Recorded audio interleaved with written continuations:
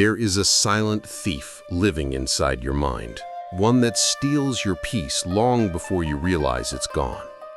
It doesn't break in violently or announce its arrival. It hides in your thoughts, slips into your emotions, and whispers stories you never questioned. It creates storms out of nothing, noise out of silence, and chaos out of perfectly ordinary moments. You felt it before. The racing mind, the pressure in the chest, the endless commentary that refuses to stop even when all you want is a moment of quiet. If you've wondered why your mind feels so difficult to live with, or why peace seems to slip away the moment you try to hold it, you're not alone. For thousands of years, ancient practitioners studied this exact thief long before modern psychology gave it names like anxiety or overthinking. They recognized that the real battle for peace isn't fought outside us, it's fought within the stories we tell, the patterns we repeat, and the thoughts we blindly believe. Today, we'll explore an ancient method used by monks and ascetics to quiet the inner noise, not by force, not by suppression, but by understanding the nature of the mind so deeply that calm becomes the natural state beneath everything else. If you've ever felt overwhelmed, mentally exhausted, or trapped in your own head, stay with this video until the end.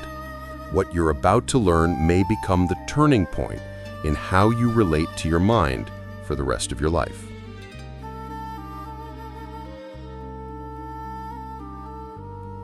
Before we begin, consider something simple. When was the last time you truly experienced silence? Not the silence of a quiet room, but silence inside your thoughts. Most people pause at this question because true inner quiet feels almost mythical.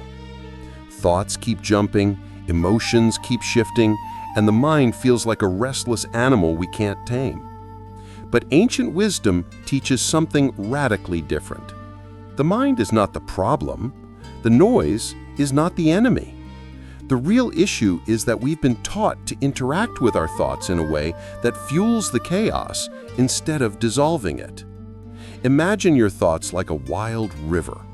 Most people try to stop the water by standing in front of it, arms outstretched, trying desperately to block the current. But the river never stops. It only pushes harder. The ancient method teaches you to stop standing in the river at all.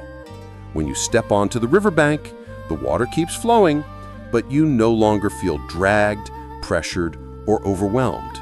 You see the movement without being consumed by it. This is the shift we're going to explore today, and it begins with the first principle. Your thoughts are disappearing as they appear. This idea seems small, maybe even obvious, but if you truly lived by it, most of your anxiety would dissolve immediately. Think of the last thought you had that felt heavy, a fear, a regret, a worry about tomorrow. In the moment it appeared, it felt urgent, solid, almost as if it demanded your full attention. But where is that thought now? Even if you tried to recall it exactly as it was, you wouldn't be able to recreate it perfectly. It's already gone, already replaced by new thoughts. Ancient teachings explain that everything in the mind is impermanent, even the thoughts that feel unbearable.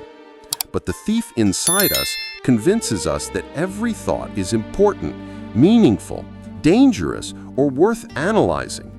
That's how the chaos grows, not because the mind produces thoughts, but because we cling to them as if they define us. You don't need to fight your thoughts. You only need to recognize that every single one is temporary, dissolving moment by moment. When you deeply understand this, you stop rushing to fix every thought. You stop reacting to each mental flutter as if it's a crisis. And the strange thing is, once you stop resisting the thoughts, the mind naturally begins to quiet on its own. But if impermanence is the first step, the second step is where most people unknowingly create the majority of their suffering. The mind doesn't just produce thoughts, it builds Stories. Something simple happens. Your phone buzzes with a message. Your boss uses a certain tone. Someone forgets to text back. Or you feel a small ache in your body. And instantly, the mind begins constructing narratives. What did that message mean? Did I do something wrong? What if this gets worse? What if it ruins everything? The event is tiny, but the story becomes enormous. Ancient teachers knew this pattern well. They saw how a single emotion could multiply when the mind began adding commentary, interpretation, and prediction. You don't suffer because of what happens. You suffer because of what the mind says about what happens. Think about a moment when something small spiraled into hours of stress. The thing itself wasn't the problem. It was your mind projecting into the past, the future, and imaginary scenarios that never occurred. When you stop adding stories, you cut the fuel line that feeds anxiety. The experience remains, but the suffering drops dramatically. A headache becomes a sensation instead of a catastrophe. A silence in a relationship becomes a moment, not a crisis. A mistake becomes a lesson, not a self-attack. When you remove the commentary, peace becomes the natural default.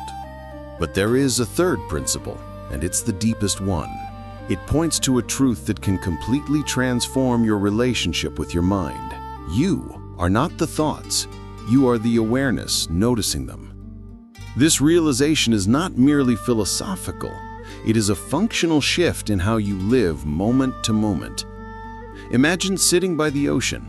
Waves rise and fall, sometimes gently, sometimes violently. If you think you are the wave, every rise and fall becomes personal. But if you recognize you are the vast ocean beneath, the waves lose their power to shake you. Awareness is the ocean. Thoughts are the waves. No matter how intense the wave, the ocean beneath remains still, open, and untouched. Try something right now.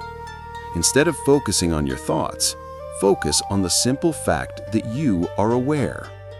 Notice that even before a thought appears, awareness is already here. After the thought disappears, awareness remains.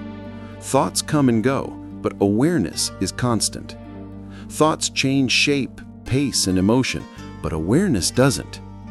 This is where real peace lives, not in trying to control the mind, but in resting in the space that watches the mind.